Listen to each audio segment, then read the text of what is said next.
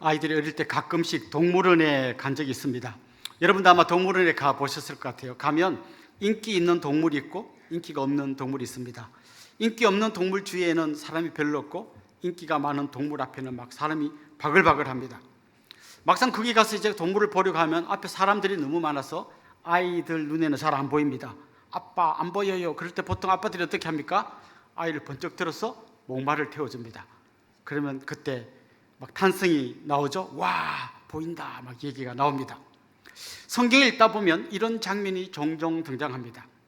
성도들이 혹은 교회가 너무 힘든 일을 만나서 사방이 깜깜하고 아무것도 안 보일 때, 그때 하나님 정말 너무 힘들어요, 아무것도 안 보여요 할 때 하나님께서는 그들을 번쩍 들어서 마치 목마를 태워주는 것처럼, 그냥 평범한 눈으로 볼 때는 안 보이는데 하나님께서 그들을 높이 하나님의 전망대 위에 딱 세워주면 못 보는 걸 보게 됩니다.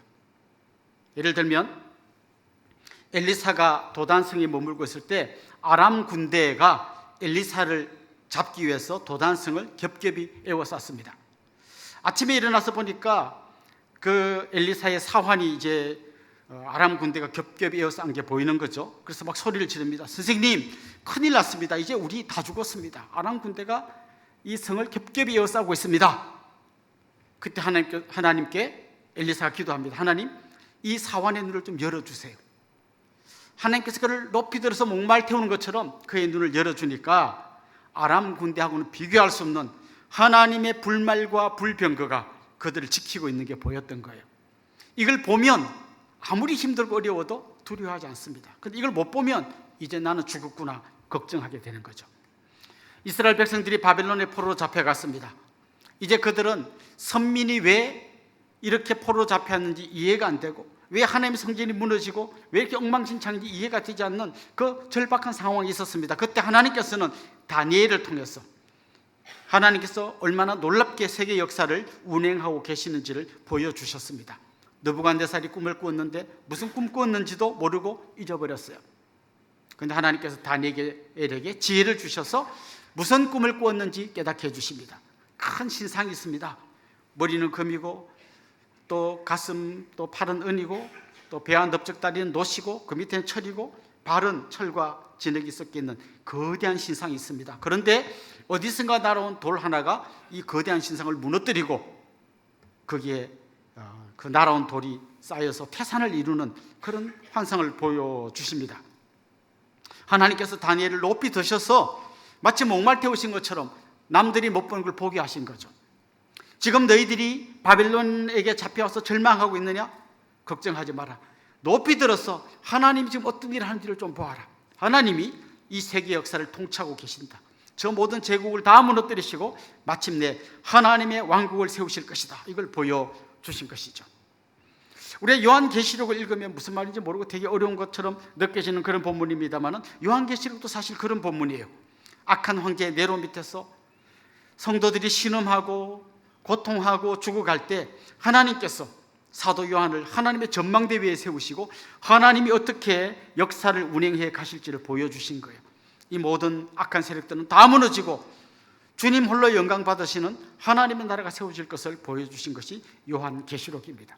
그래서 우리는 이 성경을 읽을 때 오래전에 이런 일이 있었구나로 읽는 게 아니라 우리도 하나님의 전망대 위에 올라가서 하나님의 그 목마를 타고 하나님이 얼마나 놀라운 일을 하시는지 보아야 하는 것입니다.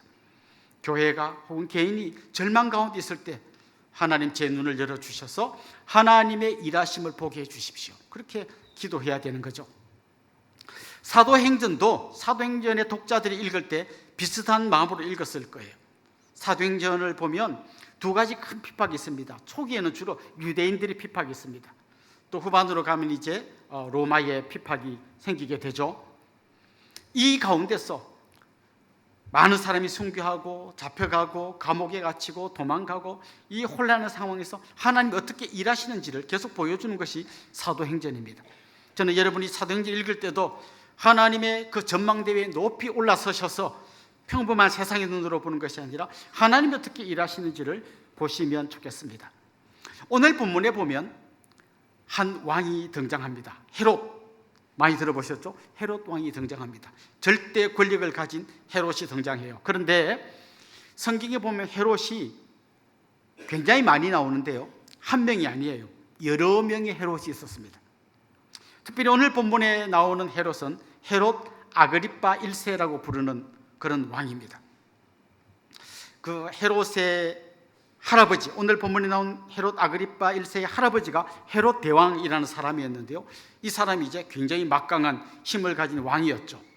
그런데 이 헤롯 대왕은 말년에 가면 굉장히 불안해합니다. 자기의 왕권을 누구에게 빼앗길까 봐. 그래서 조금만 눈빛 이상하면 죽여버려요. 그러다가 자기 부인도 죽이고 자기 아들도 수상해 죽이고 막 거의 미친 사람처럼 하다가 죽었습니다. 그가 죽고 난 다음에 나라를 셋으로 나누어서 3명의 작은 분봉왕들이 나라를 다스리고 있었어요. 그런데 오늘 본문에 나온 이 헤롯 아그리파 1세는 그 헤롯 대왕의 손자였고요, 자기 아버지가 할아버지한테 죽는 걸 보고 자기 로마로 가서 어릴 때부터 로마에서 좀 방탕하게 그렇게 살았습니다. 그 로마에서 사는 동안 칼리굴라라는 그 어떤 귀족과 굉장히 친하게 지냈는데요, 나중에 칼리굴라가 황제가 됩니다. 그 황제가 되는 과정에 또 약간 에피소드가 있는데요, 그 앞에 황제가 디베로라는 황제였는데 오늘 본문에는 아그리파 1세가 사석에서 그런 이야기를 한 거예요. 디베리오 황제 빨리 좀 물러나고 이 칼리굴라가 황제가 돼야 되는데, 이런 이야기를 했는데 그 이야기가 디베리오의 귀에 들어가서 괘씸죄로 걸려서 감옥에 갇혔어요. 그런데 그가 감옥에 들어간 6개월 후에 진짜 디베리오가 죽고 자기 친구였던 칼리굴라가 황제가 되는 거예요. 이 사람은 감옥에서 나와서 이제 영웅 대접을 받습니다. 그래서 자기 삼촌이 다스리던 그 빌립이 다스리던 그 영토를 받아서 거기에 왕이 됩니다. 아주 그 인생이 드라마틱하죠. 그러다가 그가 AD 41년에 로마에 잠깐 들렸는데요, 그때 또 그 상황 속에서 어떤 일이 일어났나 하면 자기 친구 칼리굴라가 암살을 당해요. 그리고 그 다음 황제인 글라우디오가 등장하는데요, 이 글라우디오가 처음에 등장해서 굉장히 불안해합니다. 막 이렇게 장악하지 못해서. 그때 아그리빠가 정치적 감각이 뛰어납니다. 그래서 이렇게 해서 원로원을 딱 장악하고 이렇게 해서 딱 하십시오 했더니 그 충고를 받고 딱 해서 글라우디오가 아주 든든하게 황제의 자리에 딱 앉습니다. 그래서 글라우디오가 나누어졌던 그 유대 지방에 있는 한 3개 지역 전체 땅을 다 아그리빠 1세 네가 다 다스리라. 그래서 그는 졸지에 아주 막강한 권력을 가진 왕이 되고 자기 뒤에서는 황제가 딱 버티는 그런 사람이 되었어요. 거기다가 이 사람이 워낙 이렇게 정치적인 잔머리가 잘 돌아가기 때문에 어떻게 하면 백성들이 인기를 얻을까, 이걸 딱 생각하다가 알아낸 게 백성들이 기독교인을 별로 안 좋아하는 걸 알았어요. 그래서 오늘 본문에 보면 야고보를 죽여버립니다. 그랬더니 막 사람들이 와 멋지다 하고 막 인기가 올라갑니다. 그래서 그 다음 좀 더 인기를 얻기 위해서 그가 이번에는 베드로를 딱 찍고 죽이려고 합니다. 근데 그때가 마침 무교절이어 가지고 이 명절에는 사람을 죽일 수 없으니까 우선 감옥에 넣어놨다가 명절 끝나면 죽이자. 그리고 감옥에 넣어두었습니다. 못할 게 없어요. 뒤에는 황제가 버티고 있고 백성들에게 인기도 좋습니다. 그가 말만 하면 한 사람을 죽일 수도 있고 살릴 수도 있고 옥에 넣을 수도 있고 풀어줄 수도 있고 모든 걸 할 수 있는 막강한 권력을 가졌습니다. 그런데 오늘 본문 마지막에 보면 그가 연설할 때 사람들이 막 박수를 치면서 저 사람의 음성은 신의 소리 같다, 저 사람 신이다, 신, 막 이렇게 이제는 뛰어난 인간이 아니라 신이라고 사람들이 칭찬하는 그런 이야기가 나옵니다. 세상에 무서울 게 없는, 정말 더 이상 올라갈 데도 없는 거의 신의 자리에서 사람들에게 칭송을 받는 그 모습이 오늘 본문에 나오는 헤롯 아그리파 1세의 모습이에요. 그런데 오늘 본문을 잘 보면 그 대단했던 왕이 몰락하는 장면이 오늘 본문에 나옵니다. 그가 죽이려고 작정하고 감옥에 넣었던 베드로가 추록하게 됩니다. 혹시 여러분 교도소 가보셨습니까? 평생 한 번도 안 가보기를 원합니다. 저는 굉장히 자주 가봤어요. 바로 옆에 우리 동네 옆에도 교도소가 있는데 그 안에서 예배가 있습니다. 그래서 예배를 인도하러 가끔씩 교도소에 가고 우리 목사님들도 같이 교도소에 가끔씩 갑니다. 가보면요, 정말 그 안에 예배드린 강당까지 들어가는 동안 몇 번의 철문을 통과하는지 몰라요. 통과하면 바로 잠그고 또 들어가면 또 문이 열리면 또 바로 잠그고 해서 강당까지 들어가요. 예배 끝나고 나올 때 어떨까요? 또 한 번 철문을 통과할 때마다 열렸다가 잠그고 열면 잠그고 마지막까지 하는데 굉장히 많은 절차를 거쳐요. 오늘 본문에도 보면 베드로가 감옥에 갇혔는데 하나님 천사가 그를 찾아와서 그를 밖으로 인도해냅니다. 쇠사슬이 풀리고 또 문 밖에서 그를 지키던 그 군인들이 있을 때 그 길을 통과하고 철문이 하나 열리고 둘이 열리고 그리고 마지막에 시내로 통하는 그 문이 열리면서 마침내 감옥에서 나오게 되죠. 잡아 넣었는데 베드로가 나옵니다. 자, 그 다음 이어지는 또 오늘 본문에 이 베드로가 감옥에서 나온 이야기 뒤에 또 무슨 얘기 하나가 나오는데 앞의 이야기와 전혀 관계없는 이야기 같지만 잘 보면 굉장히 밀접한 관계를 갖고 있어요. 자, 헤롯이 연설을 하는 장면이 오늘 본문 후반부에 나옵니다. 두로와 시돈 사람들이 이 헤롯과 사이가 안 좋았는데 그러다 보니까 양식 공급받는데 좀 문제가 있는 걸 알고 저 왕의 마음을 좀 좋게 하기 위해서 좀 화해하기 위해서 만납시다 했더니 그들을 모아놓고 헤롯이 연설을 합니다. 그 연설하는 장면을 아주 세세하게 기록한 유대 학자가 있어요. 요세푸스라고 하는 학자가 그때 연설할 때가 어떤 장면이었는지를 기록한 기록이 남아 있는데요. 이렇게 기록되어 있습니다. 그 축제의 두 번째 날에 아그리빠 왕은 순은으로 짠 참으로 멋진 의복을 입고 새벽에 원형 극장으로 들어갔다. 태양 광선이 찬란하게 비치자 그 옷은 신비한 빛을 발하기 시작했고 그 반짝임을 바라본 사람들은 기묘한 두려움과 경의를 느꼈다. 아첨꾼들은 아그리빠 왕을 신이라고 부르면서 사방에서 목소리를 높였다. 그 왕이 은으로 된 아주 멋진 왕복을 입고 쫙 서서 연설을 하는데 햇살이 쫙 비치니까 이게 막 반짝반짝 하는 거예요. 그러면서 막 우렁찬 목소리로 연설할 때 사람들이 막 와, 저 사람은 신이다 하고 막 외쳤다는 거예요. 어떻게 됐을까요? 오늘 본문 23절에 이렇게 되어 있습니다. 헤롯이 영광을 하나님께 돌리지 아니하므로 주의 사자가 곧 친히 벌레에게 먹혀 죽으니라. 권력의 최정상에 올라갔어요. 로마 황제가 밀어줘요. 백성들의 인기가 하늘을 찌를 듯해요. 그리고 자기 마음에 안 드는 야고보 죽이고 베드로도 죽이려고 해요. 그런데 베드로는 추록했고 자기는 벌레에게 먹혀 죽었어요. 전쟁이 일어난 것도 아니고 내란이 일어난 것도 아니고 그냥 벌레 하나한테 먹혀가지고 죽은 거예요. 여러분, 권력이 대단한 것처럼 보이지만 벌레 한 마리도 이기지 못하는 게 권력이에요. 여러분이 많이 들어보셨을 것 같은 알렉산더 대왕, 정말 웬만한 문명 세계를 다 정복하고 제국을 이루었던 알렉산더 대왕은 모기에게 물려서 말라리아 걸려 죽었다고 전해집니다. 그렇습니다. 권력이 대단한 것처럼 보이지만 사실은 아무것도 아닌 거죠. 좀 전에 말했던 그 요세푸스 역사 이야기가 좀 더 이어지는데요. 연설할 때 사람들이 저 사람은 신이다. 그 다음 어떻게 됐을까요? 이렇게 이어집니다. 왕은 갑자기 엄습한 강한 고통으로 인하여 복부를 움켜잡았다. 왕은 54세 즉위한 지 7년 되는 해에 세상을 떠났다. 권력의 최정상에 올랐다고 생각했는데, 자기 위에 아무도 없다고 생각했는데 그 사람 위에 하나님이 계셨습니다. 그리고 그 하나님께서 완전히 뒤집어 버리신 것입니다. 사실 오늘 우리가 읽은 이 사도행전 12장을 잘 보면 이 본문을 기록한 누가가 굉장히 정교한 문학적인 어떤 틀을 가지고 이 본문을 기록했어요.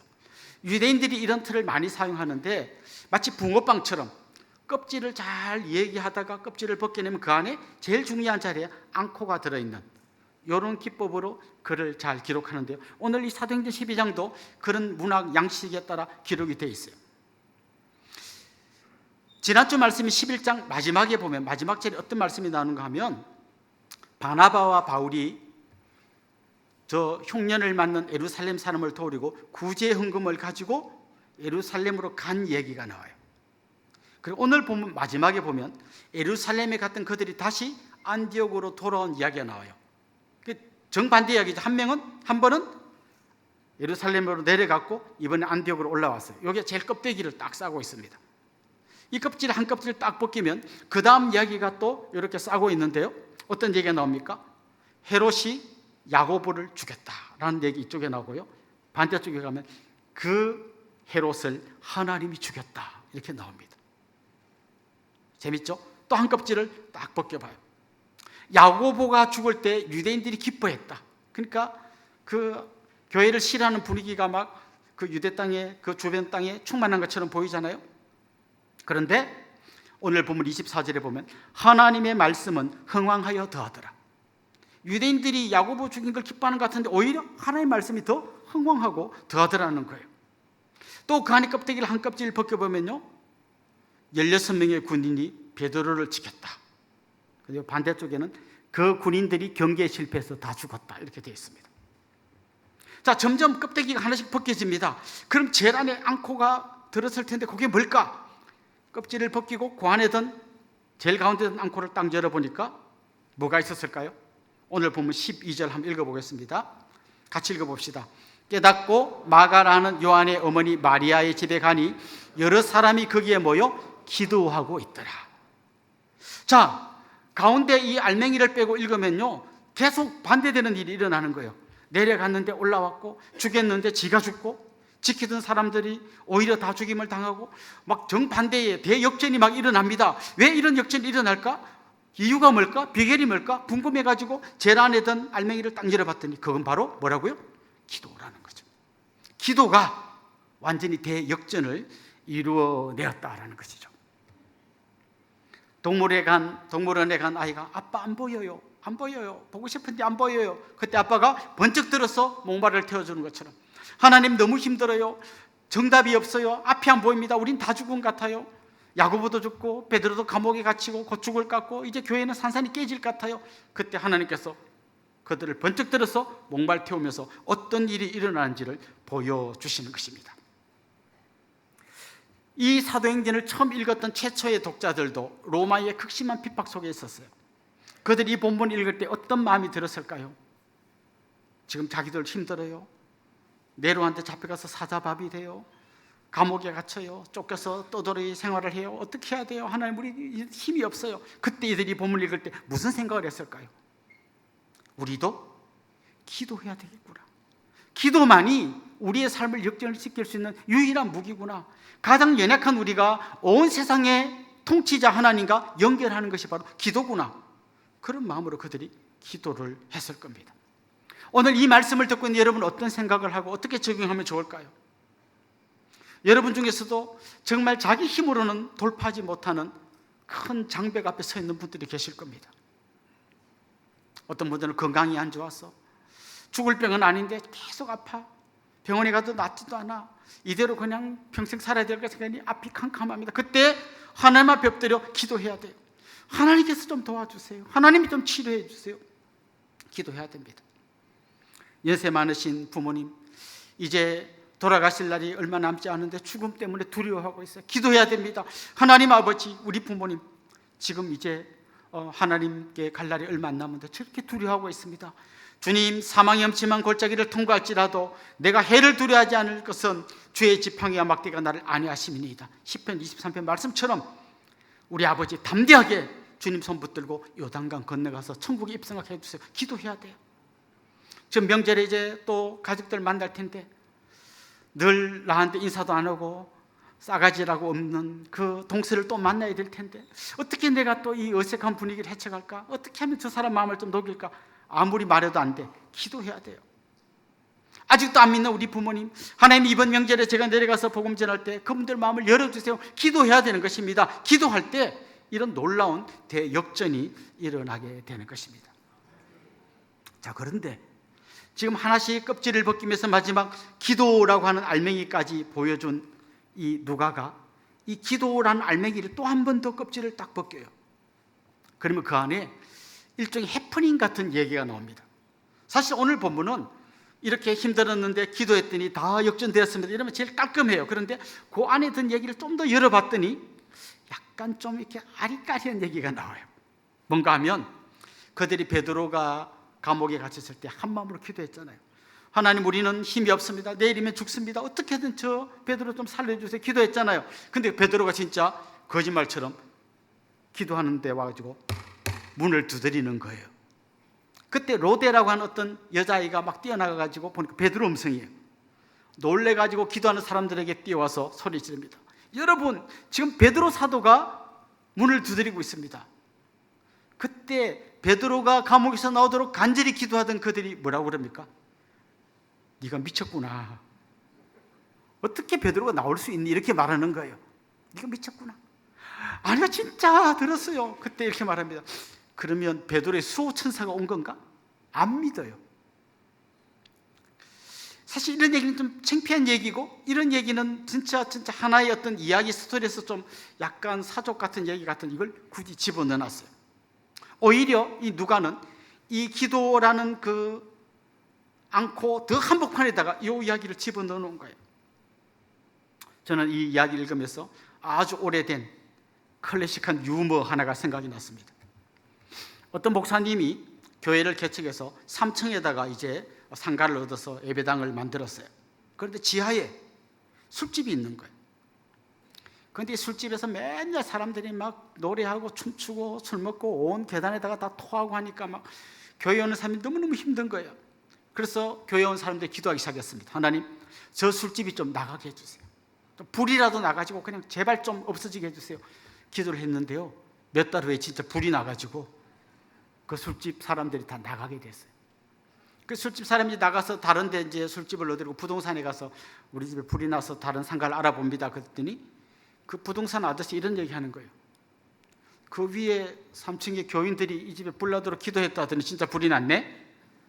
그때 이분이 화가 났어요. 그래서 법원에다가 이 사람을 고소했어요. 이 사람들이 기도해가지고 우리 집에 불이 났으니까 배상해 주시오. 그래서 판사 앞에 가서 재판을 받게 됐어요. 당신들이 기도해서 불이 났으니까 배상해 주시오. 그때 목사님이 이렇게 말했대요. 기도한다고 불이 납니까? 기도했으니까 불이 났죠. 이렇게 이제 막 싸우는 거죠. 그 판사가 그랬대요. 술집 사장이 목사님보다 믿음이 더 좋구만요. 유머입니다. 실화는 아니고. 그런데 어쩌면 이 이야기가 우리의 이 연약함을 보여주는 이야기 같아요. 기도는 해요. 근데 안 믿어. 비가 오도록 기도했는데 아무도 우산을 안 가지고 안 올 거니까.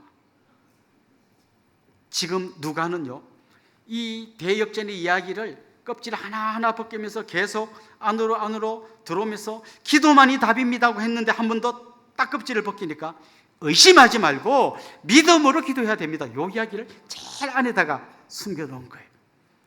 사랑하는 성도 여러분, 오늘 본문은 우리에게 그런 말씀을 주고 있습니다. 가장 절망적인 순간에 앞이 하나도 안 보일 때 우리가 기도해야 합니다.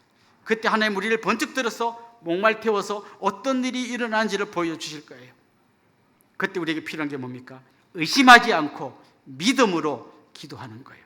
그때 우리는 우리의 크기를 뛰어넘는 하나님 크기의 놀라운 역사를 경험하게 될 줄로 믿습니다.